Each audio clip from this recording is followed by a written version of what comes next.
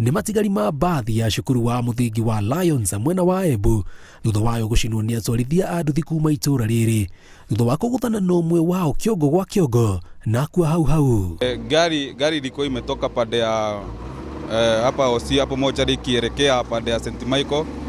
Leo kijana wa pikipiki alikuwa ametoka ku drop watoto shule hapa St. Michael akiwa anarudi. So ikakuwa hiyo gari ilikuwa mwendo wa 6:45. Kuna kikundi imetokea ikakuja ikachoma gari sababu walikuwa na uchungu sana. Sababu wamekuja wakaenda kuangalia huyo jamaa hapo Osi akapata amededi. Sasa venye wamepata amekufa ndio wamekuja ayo wakachoma gari. Huyo sitasema ni watu wa pikipiki. Manake ile act imefanyika, mimi nitasema wenye wamefanya hivyo si familia wamesaidia, kwa sababu gari iko na insurance, mwenye gari atalipwa na insurance, lakini utapata mwenye pikipiki ni amekaushiwa maneno. Arĩa meyoneire mũtino ũcio makiuga ndereba wa mbathi na mũtwarithia wa nduthi mauma na thibidi ya igũrũ na hatirĩ ũngĩhotire kweherera ũrĩa ũngĩ amu makoranire handũ hauma na gĩthioro.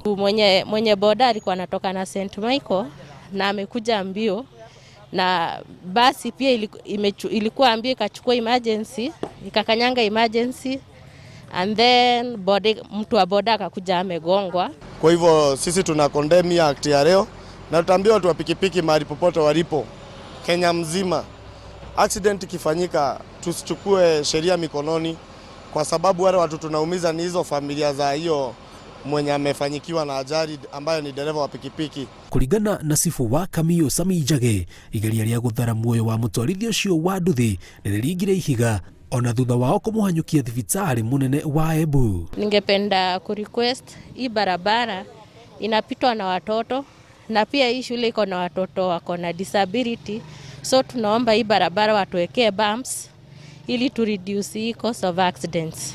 Kũringana na OCPD wa Embu ya ithũĩro Nick Coril nĩ mambĩkĩte ũthuthuria wa gwethana na arĩa mamundirie mbathi ya cukuru mwaki, kuona othe nĩ metharire thutha wa gũtabania gĩko gĩkĩ.